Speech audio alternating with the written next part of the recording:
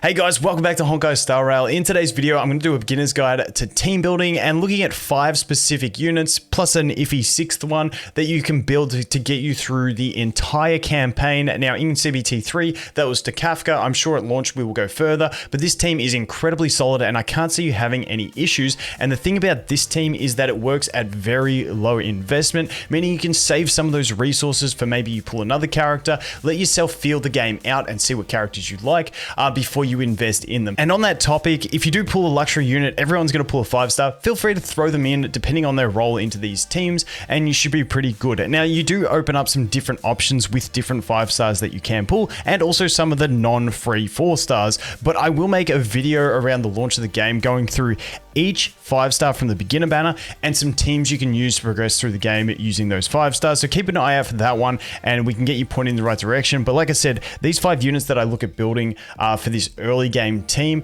they're just really solid and they're all free units that you just get handed to you and they can cruise you through the entire thing. Now the one thing to mention is that this is looking at the early game where we're dealing most of our damage through breaking and we're just trying to turtle using a healer and 2 shielders with the rest of the team. Now when we get to the end game, when we look at Chaos Memory, which is kind of like Genshin's Abyss, that is like a speed run type thing where you got to finish it in a certain amount of turns. So skill efficiency and raw damage become more of a thing, but in the early game it's all about getting that survivability because you don't care how long it takes and breaking the enemy and dealing damage that way. Break, especially in the early game, can deal massive damage if you're using like wind, physical, fire, or lightning. They have the highest damage breaks in the game. Ice is more related to freeze, and then quantum and imaginary delay the enemy's action, so they're a bit different, but those 4 elements are fantastic for breaking and dealing damage to enemies.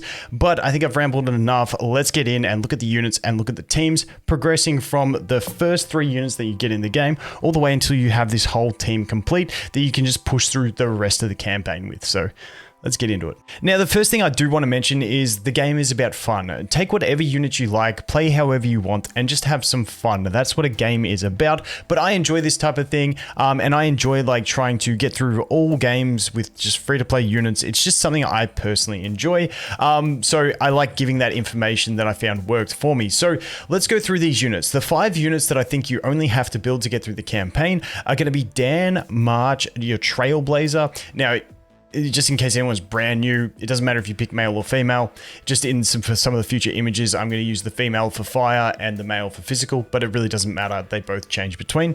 And then we've got Natasha as our healer, and then we've got Serval as a sub option DPS to Dan Hung. Now, another unit you can build early on before you unlock the fire Trailblazer, which is around the Kokolia fight, is Asta. She's not too bad. We'll cover her in this video as well. But once you get Trailblazer fire, you don't really need that fire coverage anymore, even though she will be great later on as well, I believe.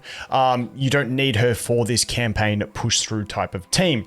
So like I said, the end goal team that we're trying to look to get towards is going to be something like this, where you have Dan, March, Trailblazer Fire, and Natasha. The idea behind this is March has a single target shield that is super chunky. Also, she can freeze AoE with her ultimate. Really handy for slowing enemies down and surviving. Trailblazer Fire has a passive where every turn they grant everyone a shield. Also has really good fire break damage because their passive also enhances their basic attack to get more break damage on the toughness gauge, which is fantastic. On top of that, the skill is a taunt and damage reduction. So if there's a pesky skill that you don't want to hit one of your other units, you just taunt it away, throw an extra shield on the Trailblazer with March, and you're pretty much good to survive anything. Natasha has a single target heal with the skill and also an AoE heal with the ultimate, so she's our dedicated healer. And then Dan is our single target DPS. And like I mentioned over here, Serval is going to be our AoE DPS option, both with different element coverage, both with really strong breaks, because like I said, wind, physical, and lightning deal really strong break damage in the early game. So we have that coverage there as well. And we're pretty much set from that point. So this is the kind of team we're looking to get to, where, like I said, you just turtle and just absorb all the damage and then slowly deal damage and break with your one main unit for dealing damage. Now, something else I wanted to mention with these units is that March is also really good for like putting a shield on maybe your Dan or your Serval. With Dan, it procs his passive that gives him wind penetration. On top of that, it also means that enemies are more likely to attack the shielded target, which may sound bad on your main DPS. However, March's shield is so chunky they're not going to really punch through it. And if they're attacking your DPS, it means every time they get attacked, they're also generating energy, which means they'll get around to their ult faster to deal more damage faster. So there's some really good synergies in this type of team, but let's go through it from the start and take a look at progression. So I've gone through and I've grabbed some screenshots. I might just zoom out a little bit here so you can see because my fat head's in the way.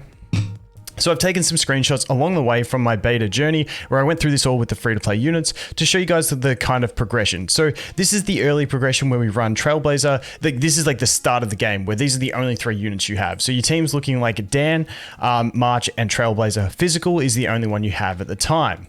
Then as we go through, we get up to the part where we get a Himiko trial version. And then for that part, you basically want to be running the physical Trailblazer, March 7th, and Dan Hung. Because if you look at this enemy, you can see he's weak to physical on the middle one, whereas he has no lightning weakness. So Survival's really not going to do too much in this little fight. So that's why we're going in with this team of Dan, March, Trailblazer, and Himiko. Now, once we lose that trial version of Himiko, we can come in, and this is where you can throw something like Asta in as well. So once you're in this phase, this is when you get into Belobog, which is like the second world. You got the space station, and then you jump into Belobog. And once again, this Asta, basically this section here, you can swap between 3 combos. You can have Dan, March, Trailblazer, Survival. You can have Dan, March, Asta, Survival. Or you can have Dan, March, Asta, Trailblazer, Physical, depending on the situation. Like I said, for this early phase, Asta, you can level. You can also just get away without her and just run with this team. This team that whole way through. But, you know, in my playthrough, I did do a little bit of play with Asta, and you are pretty low level, so it's not too much investment that you're losing into these units. But like I said, once you get Fire Trailblazer, Asta does drop out. So as we progress further, this is further on into Belobog. Once we've unlocked Natasha, who is our healer, then your team goes into a combo of things. Once again, mixing around those DPS units as you want between Survival, Physical Trailblazer, and Dan. Physical Trailblazer isn't generally that amazing. You just match the break that you want, but you're leveling the Physical Trailblazer so that you can use her once you get it to fire. So then your team is looking something like this, using Dan, March, Survival, and Natasha, or, you know, Dan, March, Trailblazer Fire, Trailblazer Physical, and Natasha. After that, we get to the Kokolia fight, and once you get into the Kokolia fight, you're in this sort of region. You unlock the Fire Trailblazer, and then that is where we get to our finishing team that's going to take us through the rest of the campaign, and that is that Fire Trailblazer, March 7th, Dan Hung, and Natasha. And that is pretty much, like I said, the end goal team that we're looking at to get us through the rest of the game. But like I said, you've got that one flex option where we do build the Survival as well. So we're building 5 units so that we do have elemental coverage for the breaks. Because like I said, early on, the game is more about surviving and breaking than being a raw damage type situation. Survival's amazing for that AoE situation. She can put her dots on. She can maintain the dots with her ult.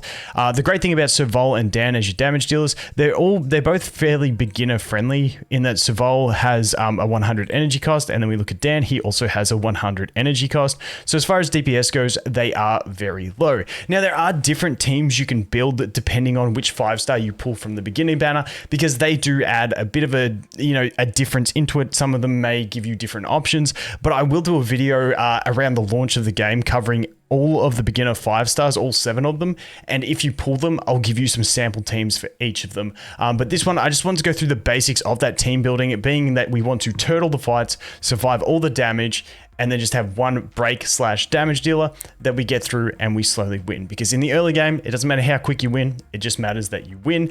And I like doing low investment on my characters so that I can save all those resources, because maybe I pull another unit during the campaign or something like that, that I eventually want to put those resources in so that I haven't invested too heavily. But once again, all these units become pretty solid, all 5 of these in the later game as well, even if you do have some more of the luxury units. So these ones are all pretty decent to build. But anyway, guys, that is going to be it for this one. Thanks for watching. Hope you have an awesome day, and I look forward to seeing the next one. Cheers.